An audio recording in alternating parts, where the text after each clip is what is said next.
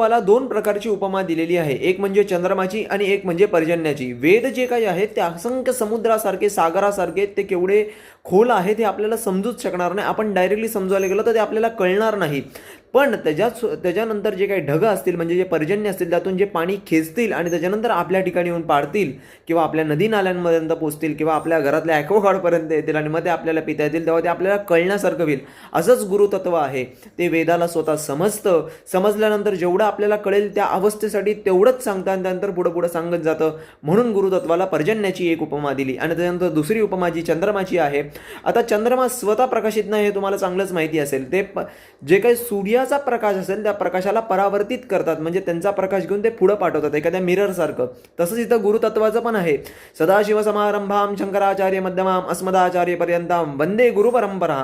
म्हणजे गुरु त्याच्या परंपरेने चालतो. ह्यासोबतच गुरु जे काही शास्त्र किंवा वेद असतील त्याचा प्रकाश घेऊन तो दुसऱ्याला प्रकाशित करतो. आता तुम्हाला असा दिवस शोधायचा आहे ज्या दिवशी चंद्रमाही असेल आणि पर्जन्य स्वरूपी पाऊसही असेल. तर असा दिवस कोणता असेल तर पूर्ण वर्षभरामध्ये आषाढ महिन्यातली पौर्णिमा असेल. म्हणूनच आषाढ महिन्यातल्या पौर्णिमेला गुरुपौर्णिमा साजरी केली जाते. दत्त गुरु दिगंबरा. सीताराम.